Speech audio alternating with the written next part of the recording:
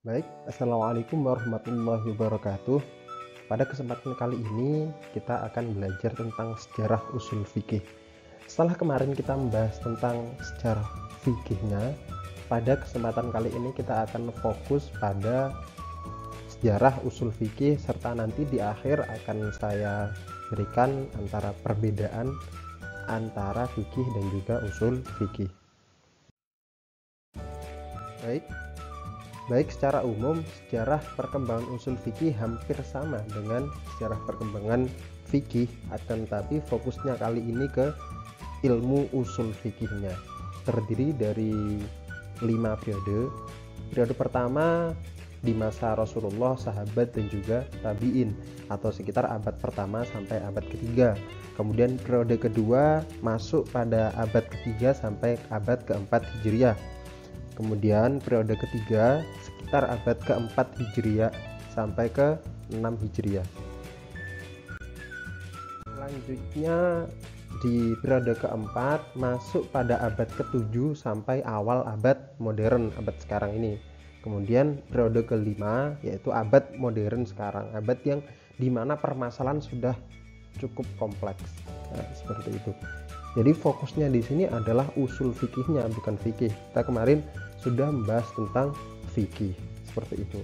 Untuk penjelasan silahkan diikuti materi selanjutnya. Pada periode pertama ini, masa Rasulullah, sahabat dan tabi'in ini, ilmu usul fikih belum menjadi ilmu tersendiri dan belum berdiri secara sistematis, yang artinya masih dalam cakupan ilmu fikih. Akan tapi dalam hal ini prakteknya sudah terjadi pada masa itu melalui ijtihad dan juga qiyas. Para sahabat sangat mengetahui posisi Al-Quran dan As-Sunnah sebagai sumber atau dalil. Kemudian selanjutnya para sahabat sangat fasih dalam berbahasa Arab, sehingga mengetahui tentang kaidah bayani atau menjaga pembicaraan, bagaimana agar ketika sebuah hadis itu datang, mereka bisa meluruskan apakah ini sudah betul atau tidak. Kemudian tentang ma'ani, menjaga kesalahan bicara. Jadi ketika dalam matanya itu salah, mereka sudah bisa mengetahui karena sudah fasih dalam berbahasa Arab. Kemudian mutlak dan muqayyad. Kemudian ada yang namanya am dan khos, atau bagaimana dalil itu bersifat umum atau bersifat khusus, sehingga dalam hal ini mereka tidak membutuhkan adanya kaidah dalam memahami sebuah dalil karena mereka sudah paham tentang dalil itu, tentang Al-Quran dan As-Sunnah itu. Kemudian para sahabat dan tabi'in sebagai salah satu masa terbaik Islam sangat mengetahui atau paham tentang asbabun nuzul dan asbabul wurud.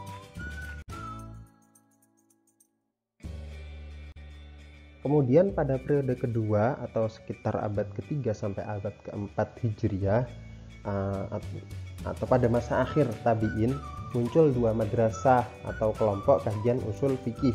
Yang pertama madrasah ahli ra'yi yang berada di Baghdad, Irak. Kemudian madrasah al-hadis yang berada di Madinah. Jadi dua madrasah ini membahas tentang bagaimana pembahasan untuk mengkaji usul fikih. Dalam periode ini mulailah muncul dalil-dalil syara, metode penggunaannya, dan kaidah-kaidah untuk memahami nas Al-Quran. Karena dalam hal ini sudah mulai tidak paham, banyak yang tidak paham mengenai bahasa, banyak yang tidak fasih, dalam artian mereka bukan asli orang Arab, mungkin orang Persia, orang ulama-ulama terdahulu, sehingga dibutuhkan sebuah kaidah-kaidah untuk memahami nas Al-Quran. Dan selanjutnya muncul kitab pertama yang membahas tentang kaidah usul fikih secara sistematis, yaitu Ar-Risalah, karya Imam Syafi'i.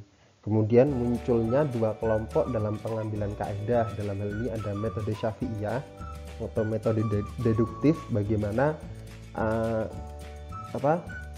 mereka membuat sebuah kaidah terlebih dahulu kemudian diterapkan di masyarakat. Berbeda dengan Hanafiyah. Hanafiyah mengambil masalah di masyarakat kemudian diambil untuk dijadikan sebuah kaidah. Itu perbedaannya antara Syafi'iyah dan juga Hanafiyah. Kemudian kita lanjutkan pada periode ketiga atau sekitar abad ke-4 sampai abad ke-7 Hijriah. Mulailah ada penulisan ulang karya-karya ilmiah tentang usul fikih. Karya ulama-ulama terdahulu yang belum tersistematis mulai ditulis ulang oleh ulama-ulama pada periode ini. Kemudian yang selanjutnya banyaknya karya kitab usul fikih pada masa ini, seperti salah satunya adalah kitab Mustafa karya Imam Ghazali. Jadi Imam Ghazali selain paham tentang ilmu tasawuf, ilmu tasawuf, beliau juga ahli dalam bidang fikih ini. Jadi bisa dibilang Imam Ghazali adalah ulama yang punya produktif, yang banyak memiliki karya-karya keilmuan Islam. Akan tapi fokusnya di tasawuf. Selanjutnya yang ketiga, sebagian besar masih menggunakan metode di periode sebelumnya. Jadi pada masa ini belum ada metode baru berkenaan tentang pengambilan atau pembuatan kaidah-kaidah usul fikih. Kemudian pada periode keempat atau sekitar tahun 7 Hijriah sampai awal abad modern ini, ilmu usul fikih sudah dianggap mapan, sehingga mulailah adanya peringkasan, penjelasan, serta penggabungan dari kitab-kitab sebelumnya. Ilmu usul fikih sudah dianggap mapan. Kemudian dalam hal ini kaidah-kaidah sudah mulai dikurangi, tinggal bagaimana pengembangan dari kaidah-kaidah tersebut. Intinya seperti itu. Kemudian muncullah metode penggabungan antara Syafi'iyah dan Hanafiyah. Kan tapi ada beberapa muncul penggalian kaidah dengan menggunakan dua aspek ini. Jadi tetap ada penggalian kaidah, akan tapi dengan menggunakan dua pendekatan ini, Syafi'iyah dan juga Hanafiyah, induktif dan deduktif tadi. Kemudian metode baru lainnya yang dipopulerkan oleh Imam Asy-Syatibi yang populer adalah Al-Muwafaqat, kitabnya yang populer atau karyanya. Kemudian periode terakhir atau periode masa sekarang ini bercirikan yang mana pada masa ini penyusunan kitab usul fikih terus berlanjut. Jadi kitab-kitab tentang pembahasan usul fikih semakin berkembang pada kajian ini.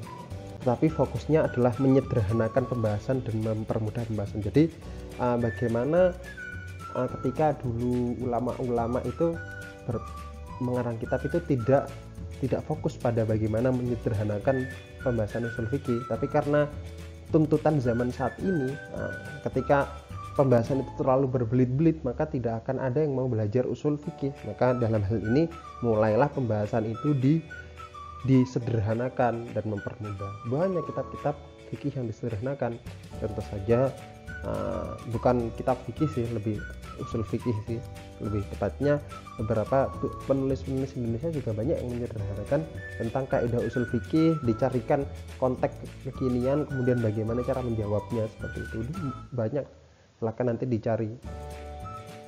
Yang selanjutnya penulisan materi usul fikih saat ini, yaitu mencakup keseluruhan pembahasan usul fikih yang berdiri sendiri.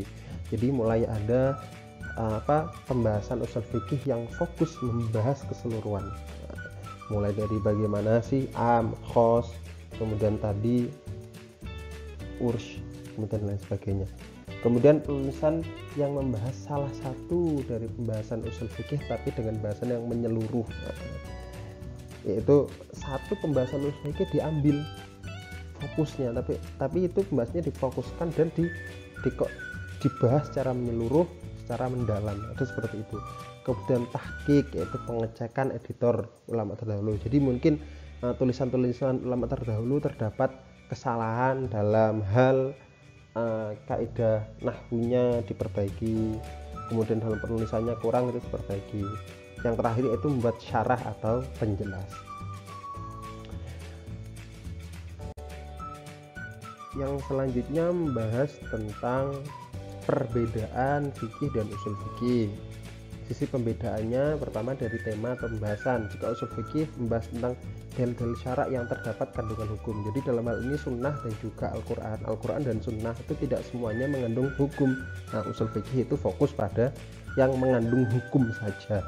Kemudian fikih menyangkut tentang segala perbuatan seorang mukallaf. Sholat, puasa, zakat, haji, perbuatan-perbuatan seperti itu. Kemudian bagaimana hukumnya narkoba yang sama-sama bukan. Nah, itu pembahasan usul fikih pembahasan fikih itu seperti itu. Kemudian awal penyusunannya, jika usul fikih bermula di abad ketiga, akan tapi stereotipnya atau bibit-bibitnya sudah ada di awal Islam, akan tapi penyusunan secara sistematis mulai abad ketiga Hijriah. Kemudian fikih ini sudah ada, hukum haram halal itu sudah ada ketika awal munculnya Islam. Kemudian sandarannya yaitu kaidah-kaidah secara global, seperti kita kemarin ada ad-daruratu dan lain sebagainya, tuhbitul mahdhura. Kemudian kalau fikih membahas tentang dalil-dalil secara rinci.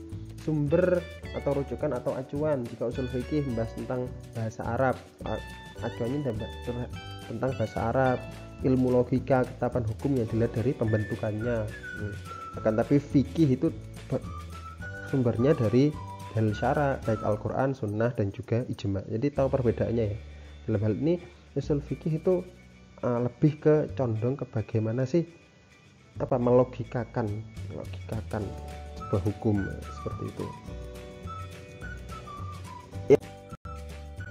Terakhir, terima kasih.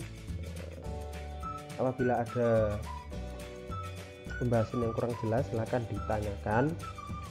Kurang lebihnya mohon maaf. Wassalamualaikum warahmatullahi wabarakatuh.